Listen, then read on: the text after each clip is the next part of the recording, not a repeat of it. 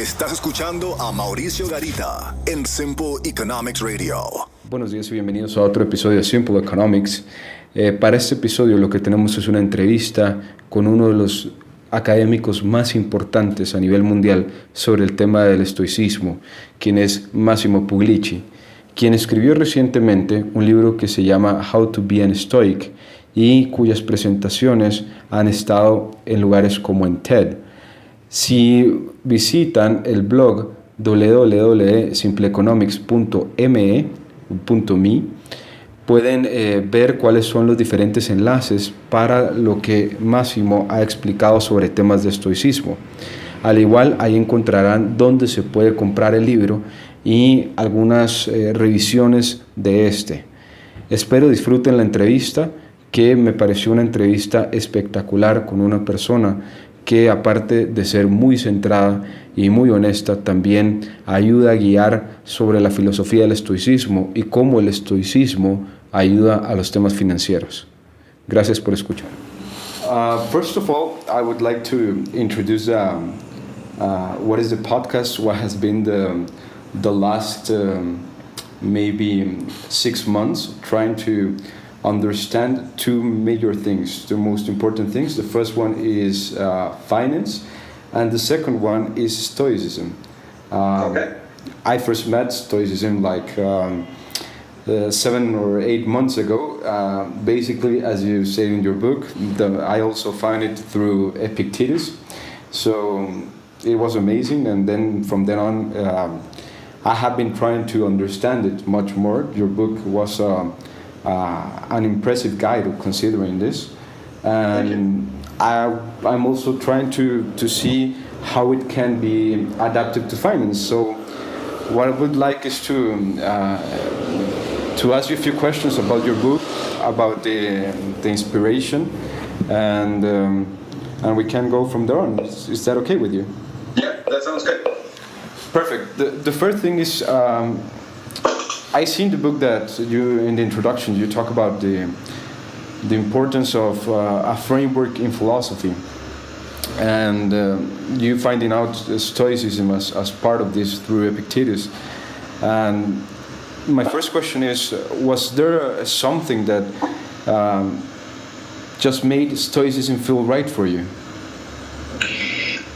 Yes, although to answer the question specifically, it's a little bit more difficult. There is, what is it that something that clicked with me about Stoicism? It's hard to tell. I think that different philosophies of life click with different people for different reasons. Part of it has to do with your personality.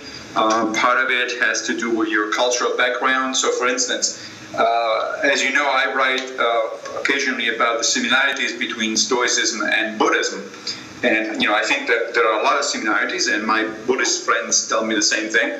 But whenever I try to read about Buddhism and sort of to practice that way of doing things, it just never spoke to me. It always felt alien, and I assume that's because my mind doesn't work that way. It doesn't respond to that kind of writing or that kind of thinking, and that in turn probably is the result of the fact that I grew up in a sort of a Western culture where I was exposed to a different way of thinking. But then again, there are, of course, people in the West who do embrace Buddhism, and so to some extent that has to do also with differences in personalities and maybe life experiences and so on and so forth. So I think that the point that I make in the beginning of the book, which is actually a point that has been made by other modern Stoic authors like Bill Irvine, is that the important thing is really to adopt and then adapt over time a philosophy of life. That's because it provides you a framework for how to do things, for making decisions, for setting priorities and things like that. But which particular philosophy of life one ends up adopting is not as important. I mean, there are some that are bad. There's obviously some philosophies of life that are really destructive for human beings. Like, I don't know, if you embrace Nazi philosophy, for instance, that's an obvious example of a bad philosophy of life. But in terms of philosophies that work, there is a number of them, and Stoicism is one. And if it strikes somebody as interesting, as something that they would like to explore, study, and practice, then that's good. Okay, thank you. We're based in Guatemala, and we're starting the first Stoa. Basically, is to try to understand more about Stoicism.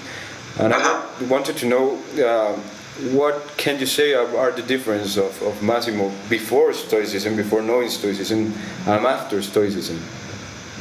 Oh, that's a good question. There are some practical differences, like, for instance, I tend to get less upset about things. I don't get angry as I used to be. I don't get offended, especially as I used to be. Academics, I'm an academic, so I've always been in an environment where people insult you and criticize you all the time. That's just regular academic life. And it's hard sometimes not to take it personally. But since practicing Stoicism, I've been finding myself just completely ignoring that sort of aspect, and it made for a much better life and a more sort of serene existence. That's in practical terms.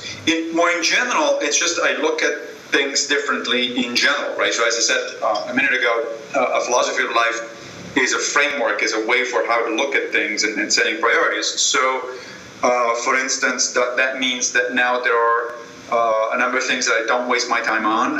I'm very sensitive, very conscious of the fact that time is limited and it's a very precious resource. So I like to do things that I care about and spend my time in what I think it's a productive way. And not, and minimize sort of wasting it on things that I don't think are important. So in that sense, it has made me pay more attention to what I do and why I do it, which I think it's a major point of embracing a philosophy of life.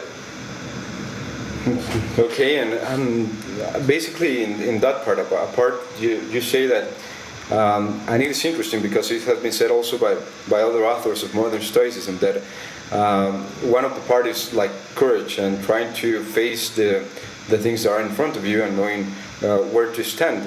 And from this, I wanted to ask you, which other practices do you include in the philosophy to try to remind yourself, to try not to fall that much, or try not to change the things that cannot be changed, as try not to expect, because I ask you this because certainly the world, some part of the world, or this materialistic idea has the part that you have control over certain things that, as Epictetus says in Kirindion, it's usually not true. So the thing is, how do you prevent yourself from getting to that slope and going back to the time before Stoicism? Well, so in terms of practice, there is, of course, a number of techniques that the Stoics use, and each practitioner ends up eventually sort of making up his own or her own sort of routine and sort of version of the practice. In my case, I typically start the day with a morning meditation, which consists in reading a passage from one of the ancient Stoics and reflecting on how that passage may apply to my life. I end the day with a few minutes when I sit down and I write in my personal diary, sort of as a philosophical diary, about things that were important that happened during the day and how I reacted, trying to learn from my reactions and from my mistakes and trying to prepare for sort of a better way to do it in the future. There's also a number of other exercises that I do occasionally.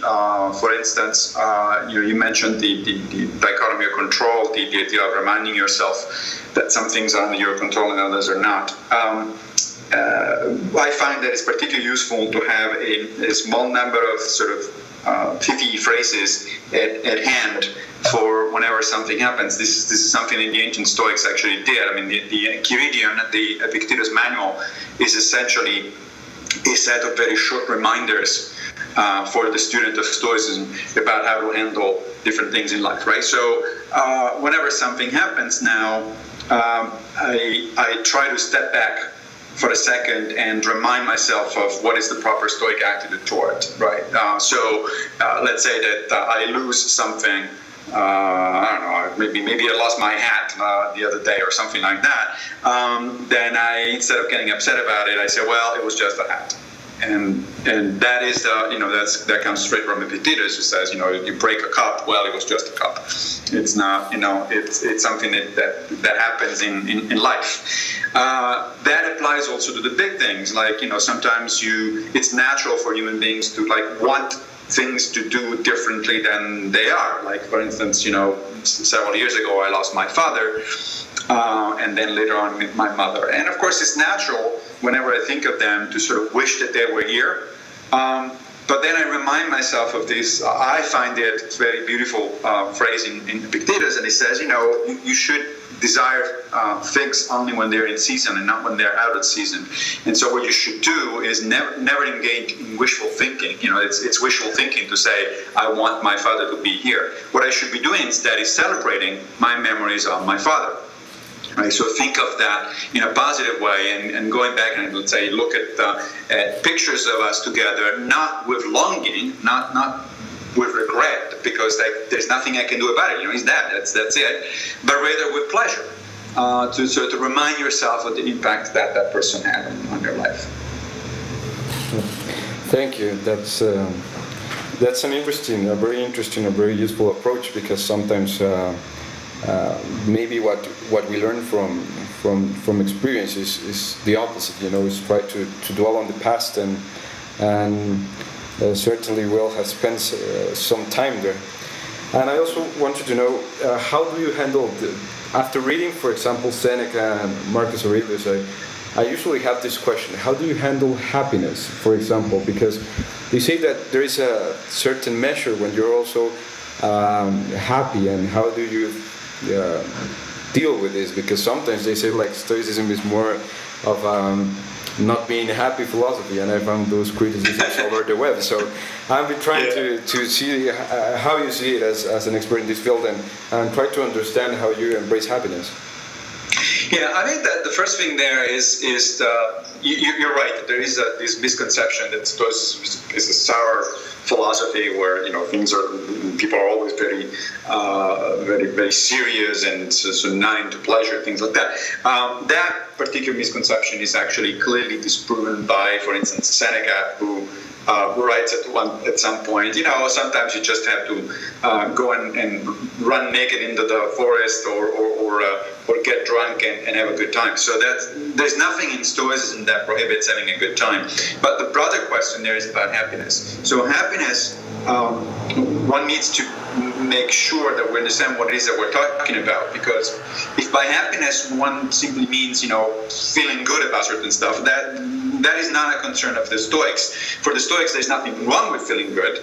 So if you feel good about, if you're having a good meal, let's say, well, enjoy it by all means. There's nothing in Stoicism that tells you shouldn't enjoy a good meal or the company of friends or whatever it is that makes you happy in that sense, right?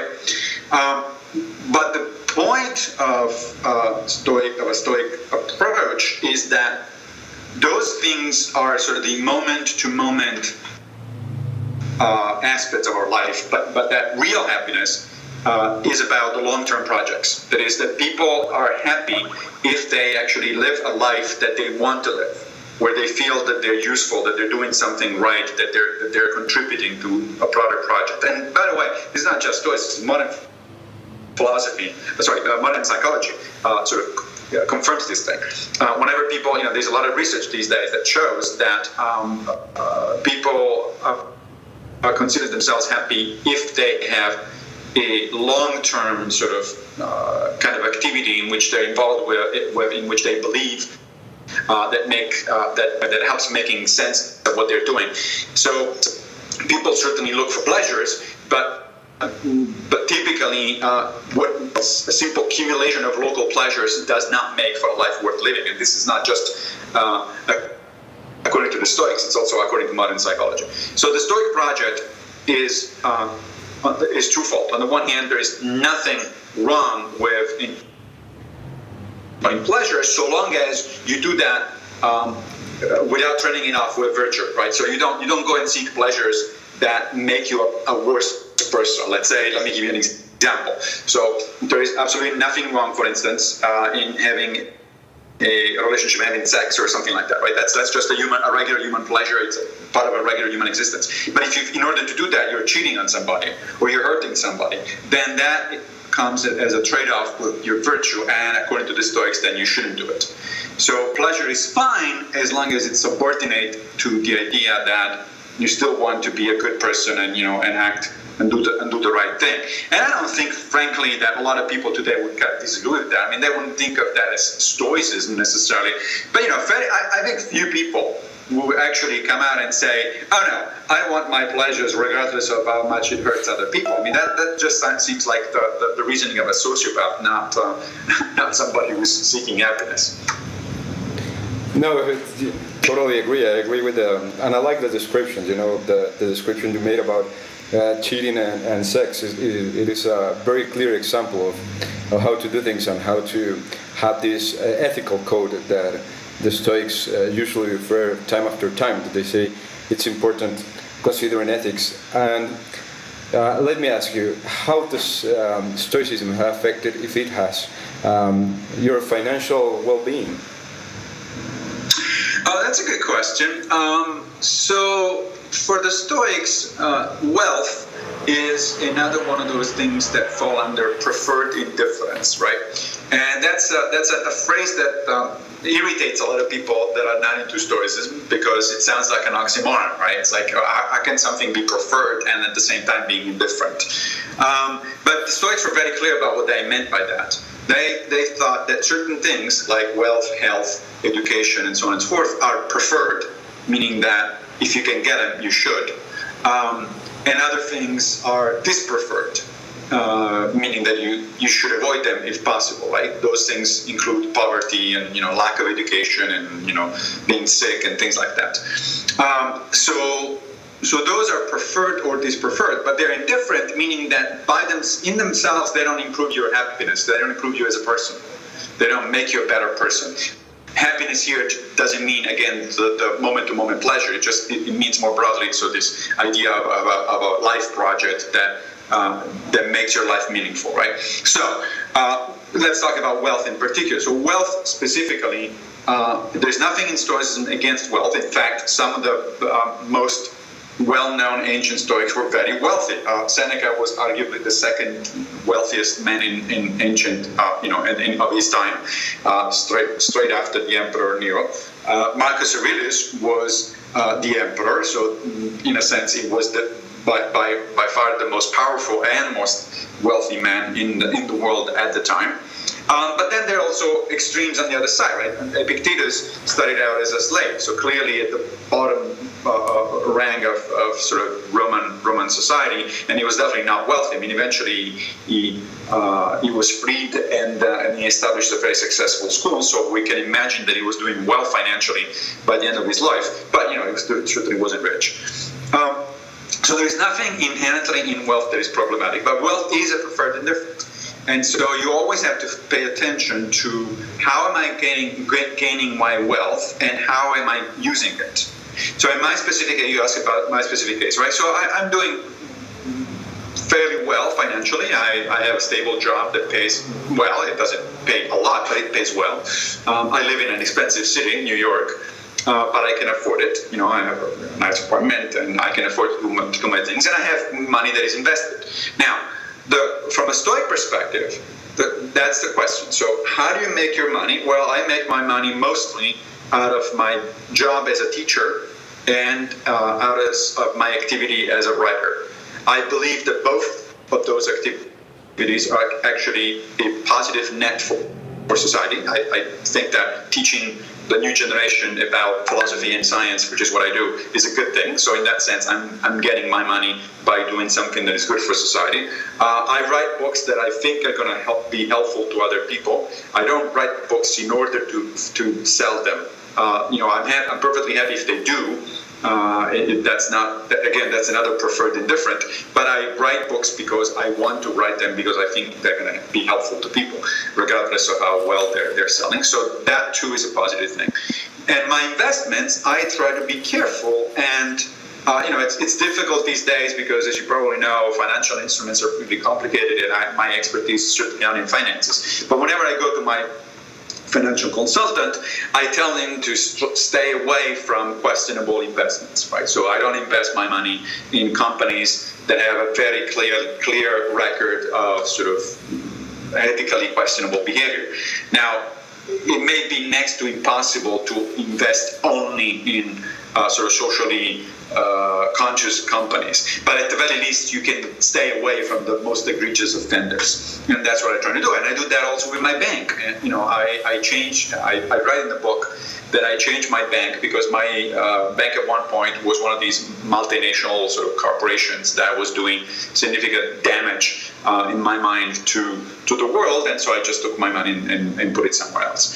So the point here is, again, to treat wealth as a preferred indifferent. It is preferred. I would certainly rather be wealthy or at least financially solvent than poor. But I'm trying to be conscious about how I do this in terms of accumulation of wealth or acquisition of wealth, and also in terms of use of my wealth, right? So I don't go, for instance, we're in New York, as I said, and lots of, a number of my friends are into sort of spending a lot of money for fancy dinners, gourmet restaurants and things like that. I try not to do that because I just cannot justify that kind of expense to myself. I say, that's the kind of pleasure that I can definitely do without. I instead going to spend my money on things that are constructive for me and or helpful for other people. So I travel, for instance, to learn about things and then write about them. I try to be helpful financially to my family, to my daughter especially, who's in college, but also to my brothers in Italy. I donate a certain amount of money to charities that I think are doing a good job. That sort of stuff. I mean, it's fairly commonsensical, and those kind of things were things that I was trying to do also before I embraced Stoicism, but they clearly become much more urgent and important once that I turn to Stoicism. So Stoicism is, again, sort of providing me with a compass in a sense of setting priorities and looking at things in the right way. Finally, the last thing about wealth is that, again, it is a preferred indifferent, which means that poverty is that this preferred.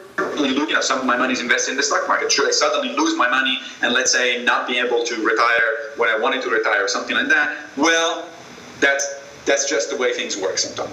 And a Stoic would just look at it and say, well, all right, I guess the universe decided that I wasn't going to retire on that particular year. I'll wait another 5.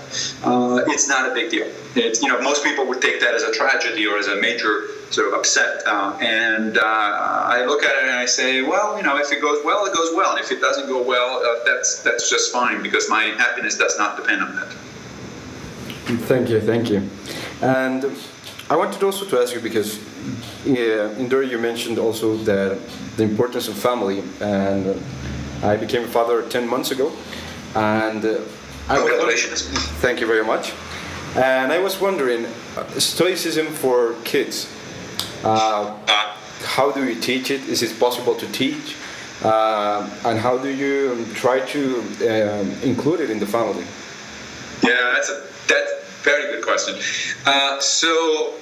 Yes, it is possible to teach it, although the Stoics themselves would tell you that in order to actually teaching philosophy to your kids, you have to wait until they get to the age of reason. The age of reason is between the ages of 7 or 8 or 9 years old. That is when kids actually become sophisticated enough in terms of their reasoning that they begin to understand abstract concepts and things like that, right? And there's a number of resources out there, not particularly about Stoicism, but there's a lot of books for philosophy for kids that are out there that can be used. I'm actually right now in the middle of a project with a friend of mine who is a graphic artist, and we're writing basically a comic book on Stoicism for kids of that age, like maybe 9 to 12 or something like that. So hopefully sometime next year we'll finish this project, and then there will be one more resource out there available. In general, however, you can also behave like a Stoic within your family, right? So you don't have to actually tell your kids, oh, this is the Stoic thing to do. You don't have to tell them about Epictetus. You can just act accordingly, right? If you act according to principles, if you model your behavior according to the 4 fundamental virtues and the 3 disciplines and things like that, then your kids will absorb that as a result. Because in fact, the Stoics believed that in a model of what is sometimes called the cradle argument, in basically a developmental psychological model of morality, which actually is pretty congruent with modern psychology. Essentially, they thought that human beings start out as little selfish individuals. When we're very little and we don't understand things, we just think about ourselves and we do whatever it is that improves our own sort of well-being. But very, very quickly, we kind of begin to extend those concerns to our immediate sort of caretakers, the people in our family that take care of ourselves. This is even before the age of reason. And then by the time the age of reason comes, we gradually begin to understand that we should act properly also with friends, and then with more distant relatives, and then eventually sort of to people in general, right? So this is kind of a developmental model of morality. And I think it's the right one. That is the way in which we model and learn about moral behavior. So essentially, what a Stoic father or mother would do is, first of all, to embody the philosophy of Stoicism at home. Right? So to do things with wisdom, courage, justice, and temperance. The four fundamental virtues. And to practice the disciplines of desire, action and assent, following Epictetus. And if you do that, then that kind of rubs off on your kids, and that they grow up with a right role model in their parents, and they will become essentially sort of Stoics by default, in a sense. Then when they're a little older, then you can start actually explaining to them things. So my daughter, for instance, she's 20, and of course she didn't grow up in a Stoic environment, because I embraced Stoicism only a few years ago. And so by the time that I did, she was already of a certain age. She was finishing high school, and so I started talking to her about these things that I was reading, and she was interested, but initially not particularly convinced. And then it turns out that she decided to be a philosophy major in college. And then at some point of her own accord, she said, Dad, if I wanted to actually read something about Stoicism, where do I start? And so I gave her, basic resources. This was before my book was published. And then she started reading on her own and asking me questions, and now I don't think she considers herself a Stoic necessarily, but she very much tries to behave in a similar way. And that's the important thing. It doesn't really matter if somebody thinks of himself or herself as a Stoic or not. The labels are not that important. The important thing is you're doing the right thing. You're trying to live a meaningful life and be a good person. Well, thank you. And I have a last question that is usually around the framework of knowledge, and is what other, for example, if you have to read the Stoic classics, how would you read it? In what order, or start with whom and then walk through the others? That's a very good question. It's a very good question. So I think that I would start with Marcus Aurelius' Meditations, which is a book that has been in print since the invention of the printing press, and there is a reason for it, because it really speaks to people. It is true that since it was not actually written, as you know, for publication, it was his personal diary. So it comes across as a little bit preachy and a little bit redundant. But people have to remember that he was preaching to himself.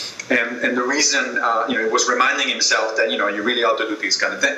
And also the reason it's redundant, it goes over the same themes and the same things over and over. That's because, of course, as every human being, he kept failing at things, he kept backsliding, and so he went back and said, you really have to remember to do this, that sort of stuff. But that makes it very human. And so it's very relatable. So I think that I would start with Marcus Aurelius' Meditations. Then I would probably move to Seneca. Now, Seneca wrote a lot, and in fact, Seneca is by far the Stoic of whom we have the largest number of extant writings. So I wouldn't advise to read all of Seneca, certainly not in one sitting, because it's a lot of stuff that he wrote. And some, of course, is better than others. But I would definitely begin with the letters to Lucilius, to his friend Lucilius, or sometimes they're called the ethical letters or the ethical epistole. There's 120 something, I think, or 114 or something, a little more than 100 letters. Most of them are pretty short, and they really do give you a very, very good feeling for what it means to live like a Stoic, because he talks about everything from sort of theoretical issues of fine points of philosophy to very practical things. And he talks about friendship. He talks about how to behave in society. He even talks about should I go to a party or not, or how do I deal with noise in the street, and that sort of stuff. So it's very practical, and Seneca is by far the most accessible, I think, of the Stoics. He comes across as just a regular guy that is trying to do his best, and he keeps failing, but he keeps trying. So that would be my second stop. And then the third stop would be Epictetus, the manual, the Enchiridion. Now, the manual, however, is as a caveat. It's very short, so it's only 53 sections. They're called chapters, but they're really not chapters. They're kind of it's paragraphs almost, or short sections. So it's very easy to read. But the problem is you don't want that to be the first thing you read, because it actually is meant as a reminder for the advanced student of Stoicism. If that's the first thing people often do make that mistake. They say, "Oh, that's short, so I'm going to read that first."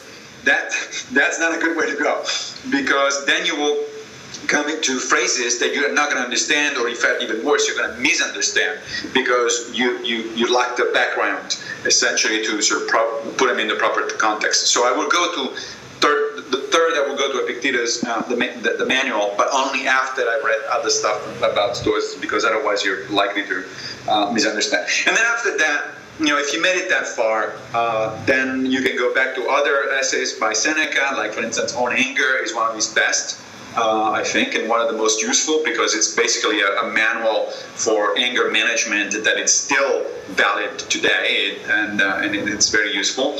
And, of course, to the major work by Epictetus, the Discourses, which is much longer than the Enchiridion, but also gives you a lot more detail about Stoic philosophy. Well, thank you, Massimo. It has been really an enlightening about Stoicism, and I really appreciate that you took the time to write your book. It has been an amazing discovery. I was basically waiting for it. I have read your articles for quite some time since I started the part of Stoicism, and it has helped me a lot, and I appreciate it that you then converted it into a book, and it was very honest, very clear. So I appreciate it, and I appreciate how you accepted to be in this interview. And always, as I told you before, it is open if you wanted your work and everything translated to Spanish. I believe that for certain it is an important philosophy that usually you don't find that much in Spanish, to be honest, and it's quite difficult. It has been an effort of mine to try to look at the classics, and it's difficult to find it. It is easier to find it in other languages. So hopefully that's something. The How to Be a Stoic, the book, will come out in Spanish sometime next year. So I'll keep you posted. Keep an eye on it, because there will be a Spanish edition. They're working on it right now. Okay, that's perfect, because it is really an important book for, as you said in the first chapter, as Dante explained it, that he needs a Virgil. We sometimes need a book that guides us through something as hard as philosophy, but as one said, philosophy was before psychology, and it helped a lot of people. So it might be interesting also to combine philosophy and psychology. That's right, exactly. That's right. Well, thank you very much. Thank you very much for this opportunity, and I'll be reading you, and thank you again. It was a pleasure. Thank you. Okay, bye.